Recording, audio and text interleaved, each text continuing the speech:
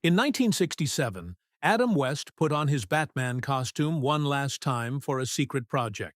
He filmed something in London that disappeared for over 50 years. No American fan had ever seen it. Not even the biggest Batman collectors knew it existed. The footage was locked away in British archives, forgotten by everyone.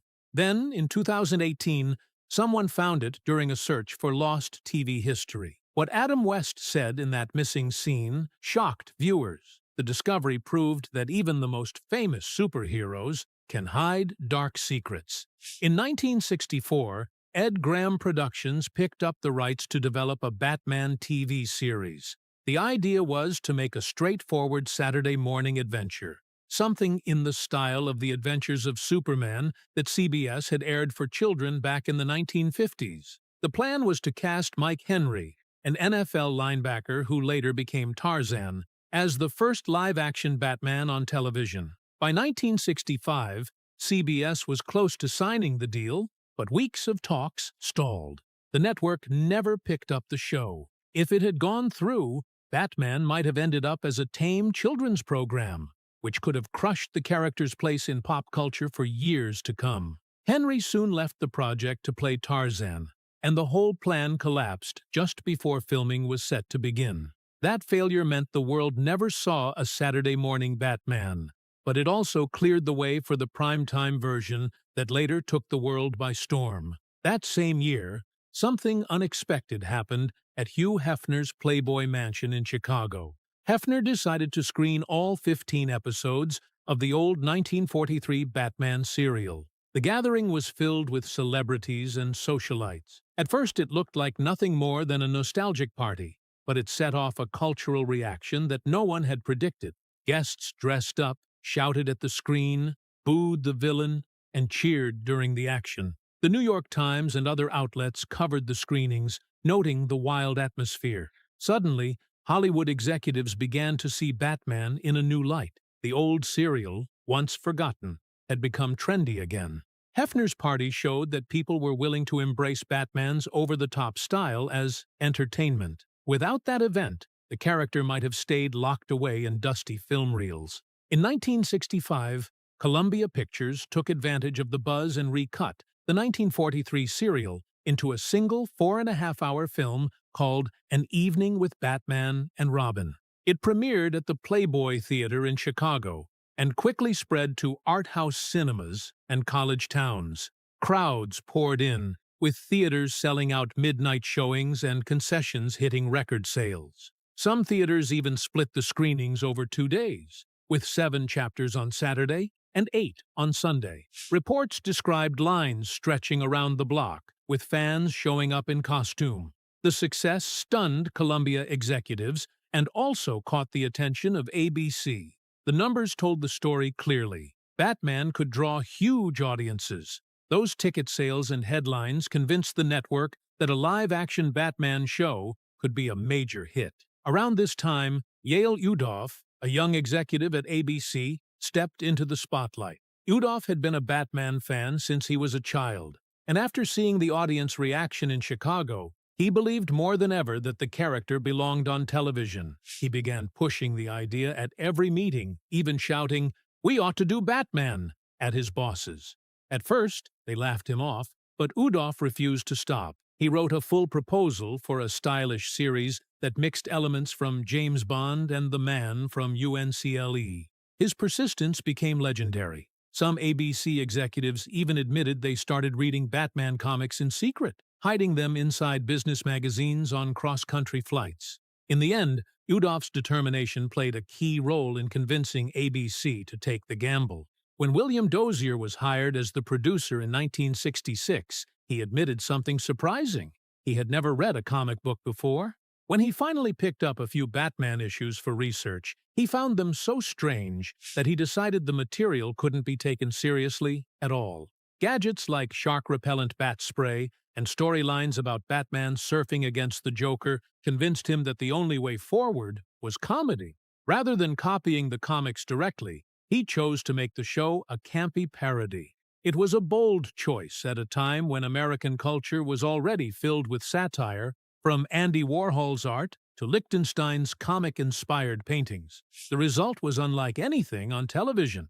Bright costumes, exaggerated villains, and words like "pow" and "bam" flashing across the screen defined the style. Dozier's approach worked. When Batman premiered in January 1966, it became an instant sensation. Not everyone supported Dozier's vision. The famous espionage novelist Eric Ambler had originally been hired to write a feature-length Batman movie to launch the series. But as soon as he learned that Dozier planned to turn the character into a pop art comedy, he walked away from the project. Known for serious thrillers, Ambler wanted nothing to do with satire. His sudden exit showed just how unusual Dozier's idea was. Hollywood rarely saw a writer abandon such a big assignment simply because he disagreed with the direction. Casting was another turning point. In 1965, 2 full-screen tests were filmed. One featured Adam West and Burt Ward. The other starred Lyle Waggoner as Batman and Peter Dial as Robin. Waggoner was the safer choice. He was already known in Hollywood and had the look executives expected. West, however, was almost unknown. When the test footage was compared side by side, it was West and Ward who captured the quirky, campy energy Dozier wanted. The studio decided to take the risk, turning down the more established star. Waggoner went on to succeed in other shows, including The Carol Burnett Show and Wonder Woman. But it was West and Ward who brought Batman and Robin to life in a way no one else could. Adam West's path to the role was especially unlikely. He had caught the producer's attention through a Nestlé Quick commercial. His deadpan delivery in that ad showed he could deliver outrageous lines with a straight face. Dozier immediately recognized that this was exactly the tone the show needed. West signed his contract on September 21, 1965, beating out bigger names simply because he could make Batman seem both serious and funny at the same time. That unique mix made his performance unforgettable. Burt Ward, meanwhile, was cast as Robin in 1966. At the time, he was 20 years old, although the character was written as a teenager in high school. Ward's youthful appearance convinced audiences he was closer to 15 or 16. Behind the scenes, he performed his own stunts, which landed him in the hospital 4 times in his first 5 days of filming. The injuries showed how much he threw himself into the role. Fans debated his real age for years, but his energy and athleticism sold the character perfectly. Supporting the 2 leads were experienced stage actors who added weight to the show. Alan Napier, born in 1903 and related to former British Prime Minister Neville Chamberlain, played Alfred. Trained at the Royal Academy of Dramatic Art in London, Napier had been performing since the 1920s and was 63 when he joined Batman in 1966. Neil Hamilton, who played Commissioner Gordon, brought with him a long history from silent films and stage plays. Their backgrounds helped ground the show, giving a sense of seriousness that balanced the colorful chaos around them. In 1954, a psychiatrist named Frederick Wertham published a book called Seduction of the Innocent. In it, he made a claim that shocked readers and quickly spread across America. Wertham said that Batman stories were psychologically homosexual. He pointed to the fact that Bruce Wayne and Dick Grayson lived together, had no women in their home, and were sometimes shown relaxing side by side. He even cited cases of boys telling him they wished they could live with Bruce Wayne. Wertham went so far as to call the comic a wish dream of 2 homosexuals living together. His ideas connected with the wider fears of the 1950s, during the height of what was known as the Lavender Scare. The accusation didn't disappear after the book. It lingered for years and cast a long shadow over Batman. By the 1960s, when the Batman TV series became a cultural phenomenon, producers and actors still worried that any detail in the show might bring the controversy back. Even dialogue, costumes, or storylines were carefully watched, making Batman one of the most closely analyzed children's shows of its time for hidden social meaning. The tension broke into the open in 1967 when a magazine called TV Radio Album ran an article titled The Whisper Campaign Against Batman and Robin. It was only 2 pages long, with the rest of the spread filled with photos of the costumed heroes, but its words carried weight. For the first time, a mainstream publication discussed the rumors about Batman and Robin's relationship and about the actors Adam West and Burt Ward. Though the article denied the claims, it also made sly comparisons. One line read, "Though both of them must have heard the whispers, like Liberace some years ago, they are doubtless laughing all the way to the bank." The remark was a nod to the famous pianist Liberace, who in the 1950s had sued newspapers for implying he was gay, and had once joked that he cried all the way to the bank, after winning damages of $8,000, about $22,000 at the time. By referencing him, the magazine fed the rumors while pretending to dismiss them. It showed how deeply the whispers had grown, turning into a public flashpoint for debates about sexuality and television in that era. The comparisons to Liberace were not casual. They revealed how coded language and sly allusions allowed writers to raise the subject without making direct accusations. The TV-radio album article leaned into this technique, knowing readers would connect the dots. The piece suggested that, like Liberace, the Batman stars were in on the joke, enjoying their fame while ignoring the gossip. But for the producers of the show, the rumors were no joke. They feared that the idea of a homosexual atmosphere around the series could drive away sponsors and the family audience. ABC executives quickly stepped in. Their solution was to rewrite parts of the show to make Batman's attraction to women more obvious. One striking example came in a scene where Batman tells Robin that his interest in pretty supervillainesses was due to the first oncoming thrusts of manhood. The line was heavy-handed, but it was deliberate. From then on, the scripts often included Batman showing interest in women, even if it felt unnatural for the campy style of the series. It was a calculated move to reassure the audience and sponsors that the Caped Crusader was safely heterosexual. The campaign didn't stop with the scripts. Behind the scenes, the studio launched a publicity drive to present Adam West and Burt Ward as undeniably masculine.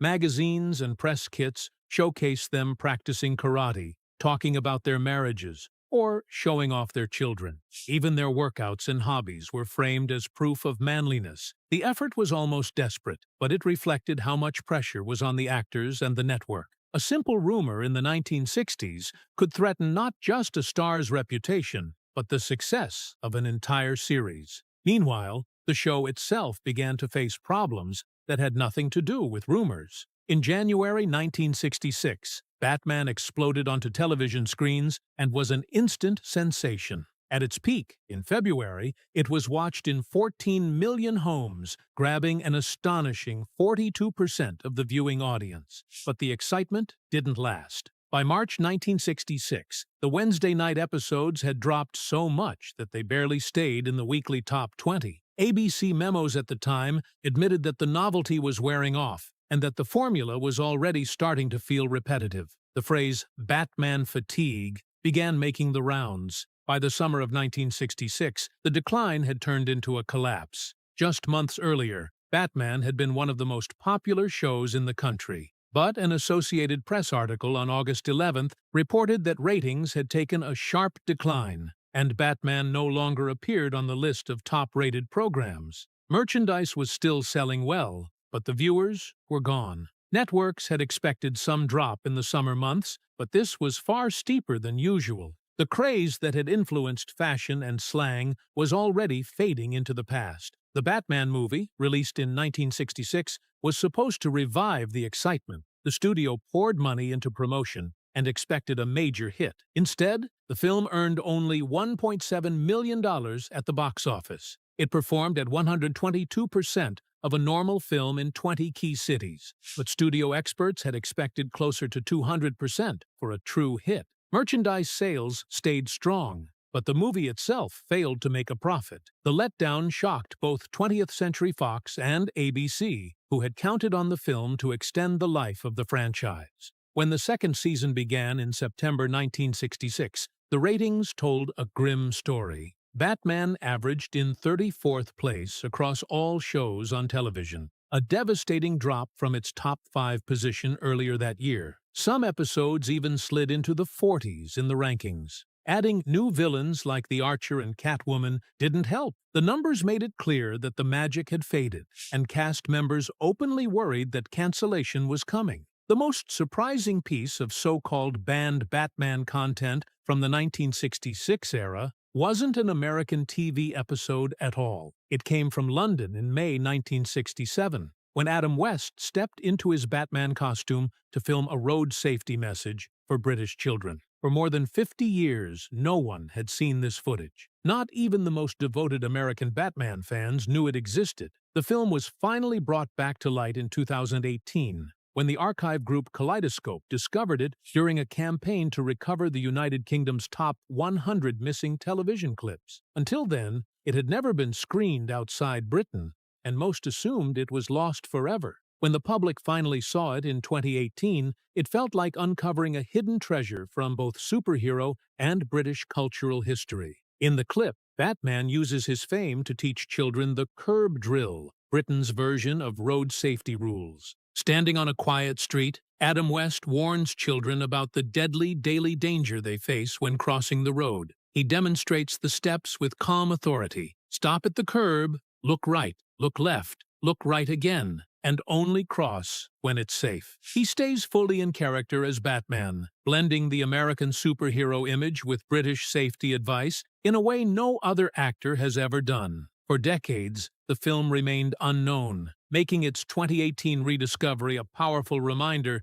that even the biggest franchises can lose pieces of their history. The first public showing took place on April 14, 2018, at Birmingham City University. The screening marked the beginning of Kaleidoscope's nationwide search for 100 lost television gems, including episodes of Doctor Who and The Avengers. The event drew both professionals and longtime fans, many of whom were stunned to learn that Batman had once starred in a forgotten road safety film. The rediscovery proved how much important media still lies hidden in archives and private collections, waiting to be found. Another piece of Batman history that puzzled fans involved the singer Leslie Gore. She appeared as Catwoman's sidekick Pussycat in the two-part episode Scat Darn Catwoman, which aired on January 25, 1967. During the story, she performed two songs, California Nights and Maybe Now. While California Nights remained, Maybe Now vanished from American reruns for reasons no one has ever explained. The song had been written with her brother, Michael Gore, and released as the B-side of her single, Treat Me Like a Lady. Although some prints and foreign broadcasts still included it, American cable reruns and ME-TV airings cut the performance. Many viewers never knew it existed, turning the missing number into one of the show's oddest mysteries. There was also a controversial moment involving Commissioner Gordon. In one version of the show, Batman takes him into the Batcave, where Alfred uses bat sleep spray to knock him unconscious so he will forget seeing the hero's secret identities. Some syndications trimmed this scene or removed the gassing entirely, as producers worried about showing a police commissioner being drugged, even in a campy context. Other versions downplayed Gordon's presence in the Batcave altogether. The edits showed how even light-hearted television had to watch its boundaries, especially with millions of children watching. Not all the unusual stories from the Batman era came from the screen. In the late 1960s, Adam West was banned from Aspen, Colorado, for 15 years after a notorious party spiraled out of control. He later admitted, "Liquor? Yes. Women? Yes. Police? Yes." Rumors at the time described him as a Hollywood hellraiser. Some claimed the ban stemmed from noise complaints and property damage, though no criminal charges were ever filed. Exactly 15 years later, West received a letter from Aspen officials confirming he could return. The episode cemented his reputation as more than just a television superhero. Off-camera, West and Burt Ward became just as famous for their nightlife as they were for fighting Gotham's villains. Ward later admitted that they often encountered eager fans while still wearing their costumes. In his autobiography, he described encounters that shocked readers and embarrassed the show's producers. He even claimed he once escaped a jealous husband by leaping from a motel window into the mud. These tales added to the rumors swirling around the stars, while West himself argued that Ward exaggerated many of them. Still, the gossip strained their working relationship and worried network executives, who feared the show's family-friendly image could be damaged. Even their co-stars added to the show's legend. Cesar Romero, who played the Joker, famously refused to shave his mustache. Instead, the makeup team covered it with thick white paint for all 120 episodes and the 1966 film. The faint outline is still visible in close-ups, making Romero's Joker unforgettable. What started as a personal vanity became one of the most talked-about quirks in the entire Batman franchise. Behind the scenes, the cast often lived as wildly as their on-screen characters. According to both West and Ward, their success led to endless parties filled with late nights, alcohol, and constant attention. These gatherings sometimes lasted until dawn, leaving actors tired during filming and forcing makeup crews to work extra hard to keep them looking fresh. Accounts from the time confirm that the off-camera chaos occasionally rivaled the outlandish adventures that aired each week. The Batman of the 1960s remains remembered, not just for its colorful action and campy humor, but also for the countless hidden stories that surrounded it. In 1966, the legendary science fiction writer Harlan Ellison was asked to pitch an episode for the Batman TV show. He chose to bring in the tragic villain Two-Face, a character who had never been seen on the series, even though he was one of Batman's most famous enemies. Ellison called his story The Two-Way Crimes of Two-Face. It fit the show's playful, campy style, but also carried a darker edge that made it stand out. At one point, actor Clint Eastwood was even discussed for the role, which would have added enormous star power to the series. But Ellison's pitch arrived on the same day. A key executive at ABC was leaving the network. Because of that timing and the politics behind the scenes, the script was rejected. The idea stayed buried in Ellison's files for nearly 50 years. It wasn't until 2014 that DC finally adapted it into a comic called Batman 66, The Lost Episode, giving fans a glimpse of what could have been. The show also invested heavily in creating the Batboat for both the TV series and its 1966 movie. The custom boat was built by Glastron and loaded with gadgets meant to dazzle viewers. It made its first appearance in the film, but the cost of filming on water was shocking. Each scene required special equipment, more crew, and extra safety measures, often adding thousands of dollars per shoot. Because of the cost, producers used the Batboat only sparingly, and soon it was locked away in storage. For fans, it became almost mythical, a reminder of how tight budgets forced the show to cut back on some of its most exciting ideas.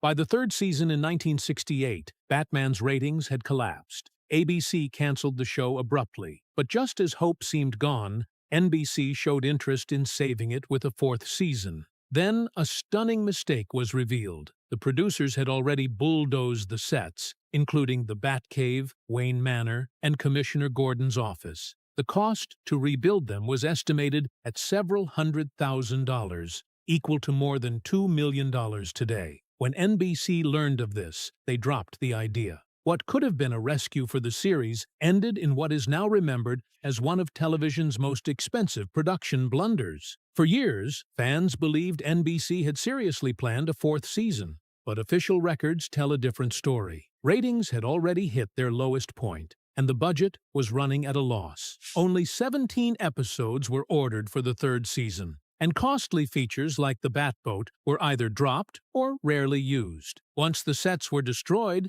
the expense of rebuilding them was too high for 1968 television. Beyond a brief inquiry, NBC never moved forward. The idea of a lost fourth season remains more of a legend than reality, with documents showing it was financially impossible from the start. While Batman was still popular, producers had explored spin